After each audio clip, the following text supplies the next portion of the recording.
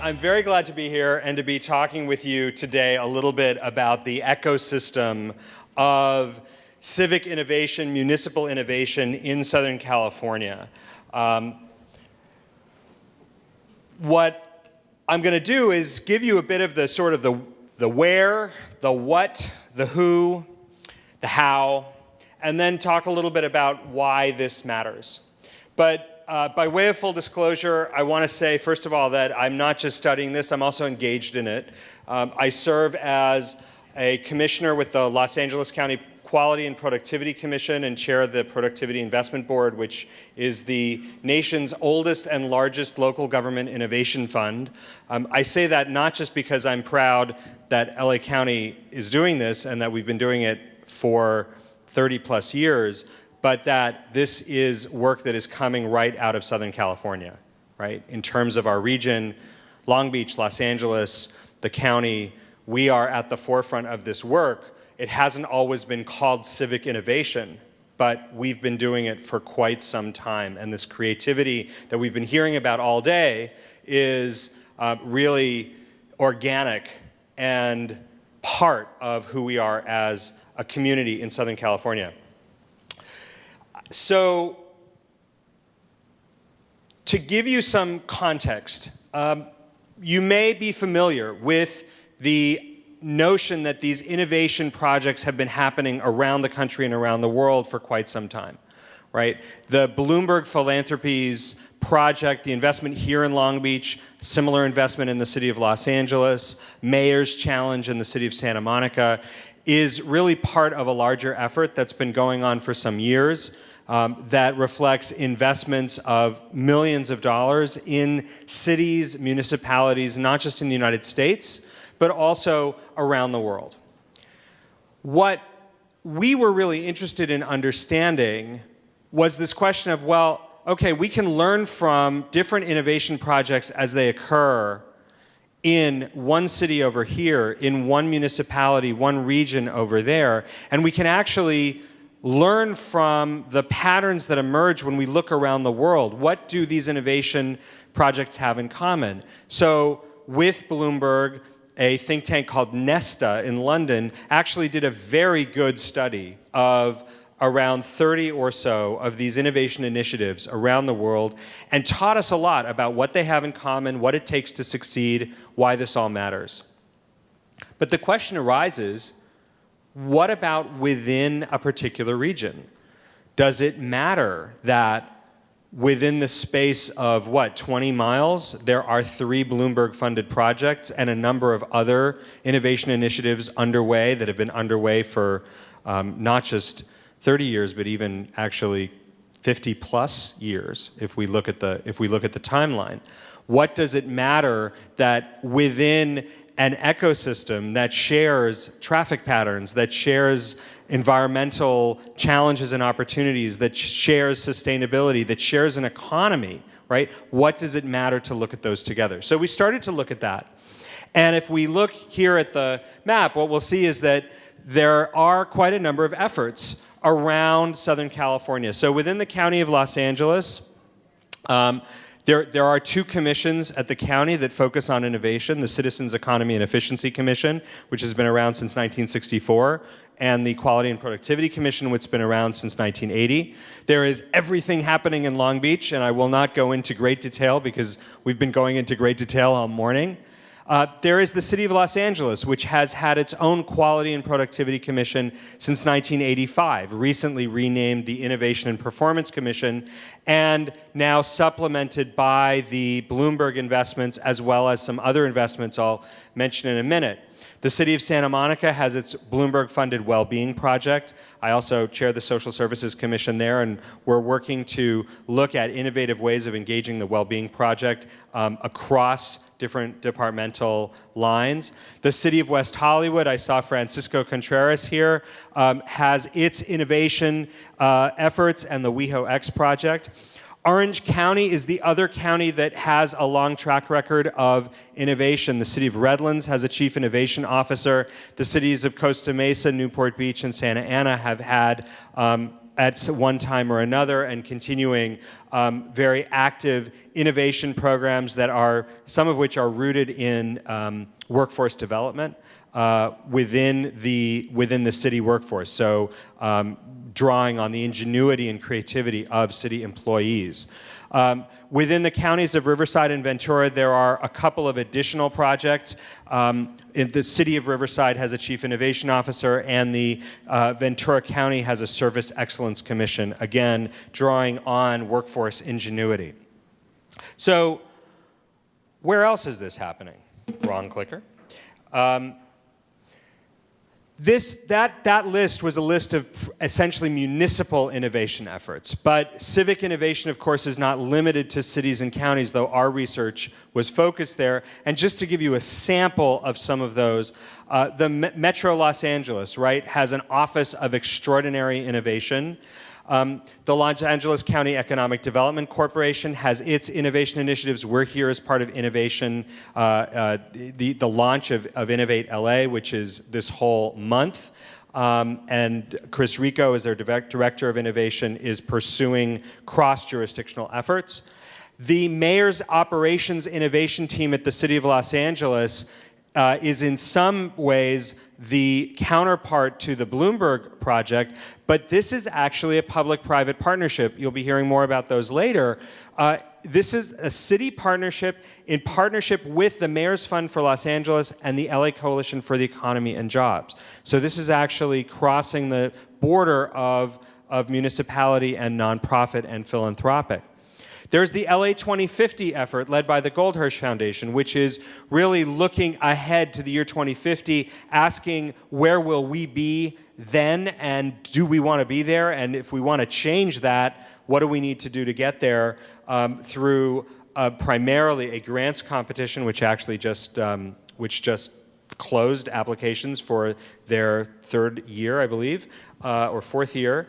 And then there are some prior efforts that have happened in the past.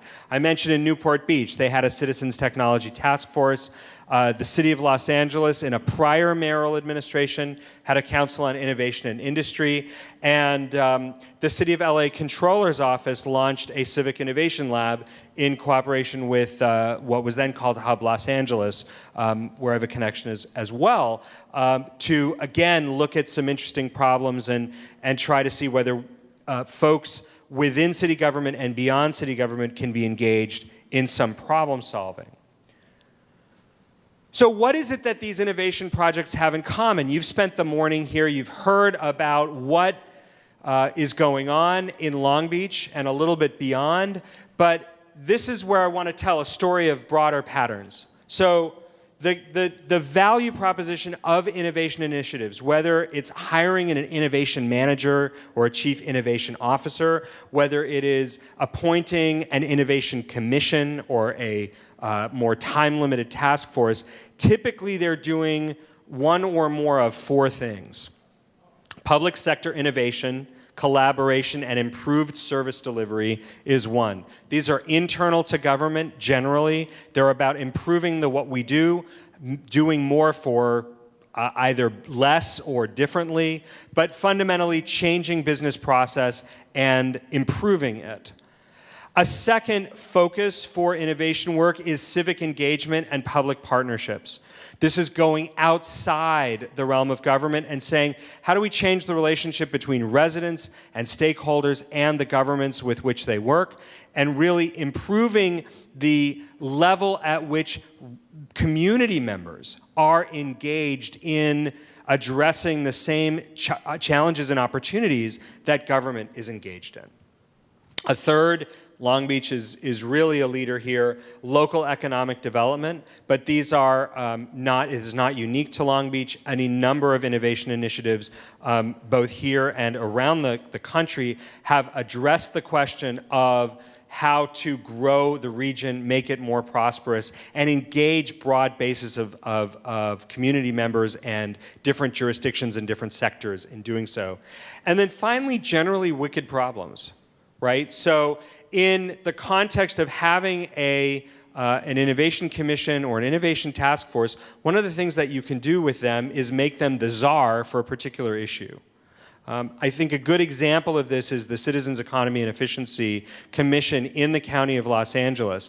To give you an example, there was a question about how permitting fees and user fees are structured. Well, the Board of Supervisors assigned that task to the commission to go out and study it and report back. And in that sense, they act as kind of a consulting team.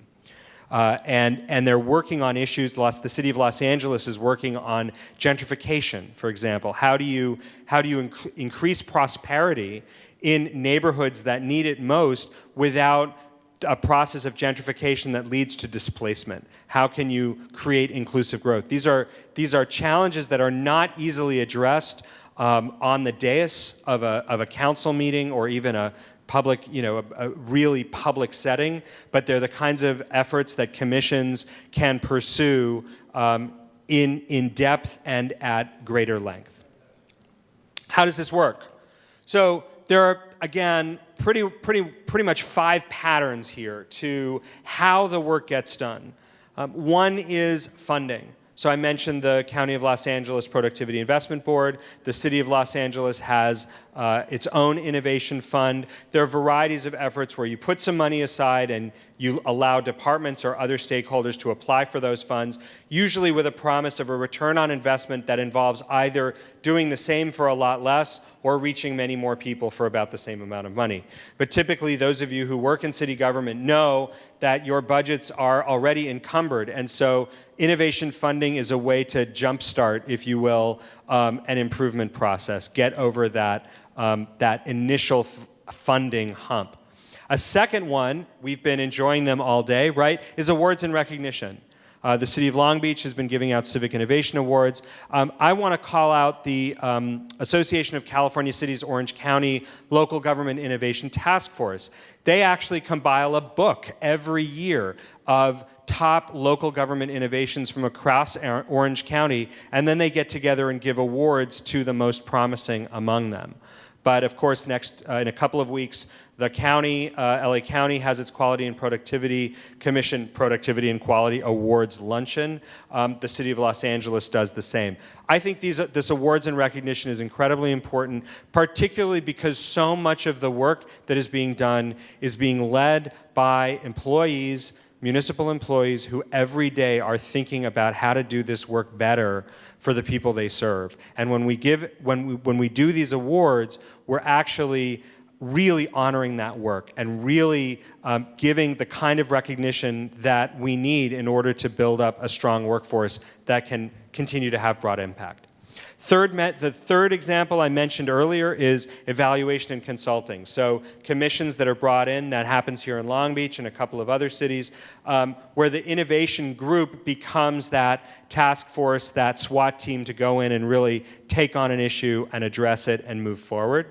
A fourth example would be ideation and design. WeHo-X is a great example of this, but there are others where your innovation commission is really your sounding board, or a little bit more formally than that, your idea generation shop where you can really think through how you might approach a problem, even if there's another department that's going to be doing the implementation. But then, of course, implementation itself increasingly is a cross-departmental, cross-government, even interjurisdictional effort.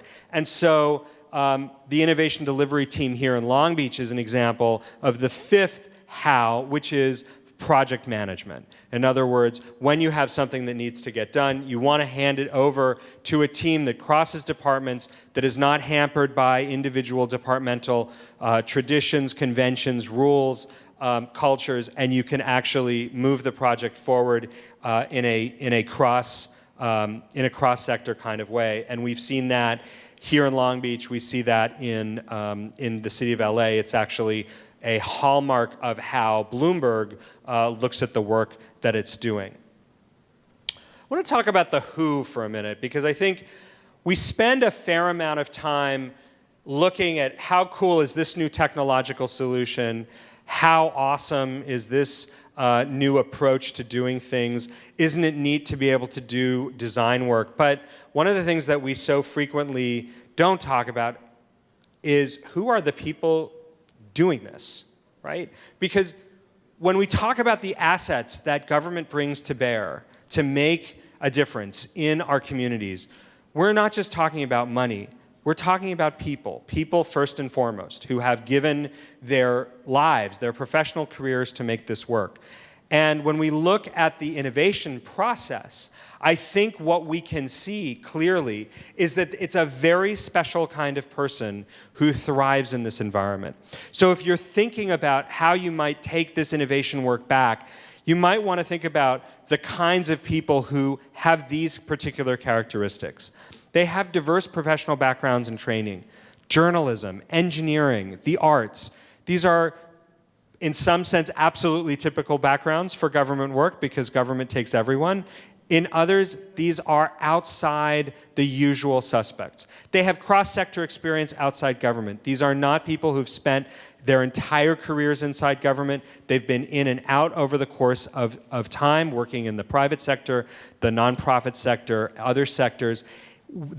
Within government, they've moved from department to department, which means that they are cultural navigators. They know how to work in different environments with different rule systems, with different cultures. As a result, they have strong relationship capital. One of the things that we heard when we were talking to a sampling of innovation officials is just the stories that they would tell about who they knew and the relationships that they'd built up, which of course made it possible for them to problem solve much more easily because they could pick up a phone and call someone they knew in an affected department and say, hey, can we talk about this? And as a result, what that meant, of course, with this relationship capital, with this broad-based experience, is that they had a really pragmatic and flexible approach to problem solving. These are people, as you know, I don't think anybody in this room, I think, is of the very rule-oriented mindset, but we have challenges in government, right? That we are tasked with particular obligations, and we have to come up with systems that work to deliver results consistently time and again. And that leads to the creation of rule-oriented cultures. What we see about the people who are thriving in advancing these kinds of innovative cultures is that they understand those rules, they respect them, they understand the purpose for them, but they know how to move around. They know how to stay in their lane, and they know when to change lanes. Typically, they don't try to drive on the other side of the freeway. That doesn't usually work, but they can get into the carpool lane with colleagues from other departments. So why does this all matter? All right. So what would we benefit from in thinking about an ecosystem for civic innovation or municipal innovation in Southern California? The first one is shared learning and risk mitigation, right? So if one city learns how something works, other cities can adapt it. There are some large cities in Los Angeles County, the city of LA, the city of Long Beach. These are large cities that have substantial capacity to invest. But there are smaller cities across the county that have told us they can't take the risk to take a chance, right? But if they're part of a learning community, then they can benefit from the aggregated risk capital that everyone is sharing by pursuing an innovation agenda. A second piece is common measurements and benchmarks. If we share an economy, we share an environment, we share demographic commonalities across Southern California, we ought to be measuring the same things. We ought to be asking the same questions in similar ways, if not exactly the same ways, so that we can actually benchmark our progress and compare one region to another. A third is that it gives us momentum for cross-jurisdictional economic development, right? Long Beach has goals that require cooperation with the City of Los Angeles, the County of Los Angeles, and with countless other jurisdictions between here and wherever it needs to connect to the world, whether it's through a port or a fiber optic cable. Civic innovation initiatives as an ecosystem offer us an opportunity to build that cross-jurisdictional approach to economic development. And finally, we're all banging our heads against the same wall, right? We're all thinking about the challenges we have to overcome. And so when we bump up against a regulatory or statutory challenge in one jurisdiction, it's probably true that others nearby are facing the same dilemmas. And so if we think in terms of ecosystem, an innovation ecosystem within the cities of Southern California and the counties of Southern California, we can also talk about building political capital for regional and statewide policy change, whether it's around data management or how we address privacy concerns, how we make sure that the work that we're doing is actually moving forward as fast as possible while protecting everyone who needs our protection. So that's really the summary of the work that is ongoing at Luskin. We're getting ready to do a brief report and to publish a census of these various entities across Southern California. We hope it's useful, and we hope that it will catalyze further conversation and hopefully cooperation and collaboration across our region.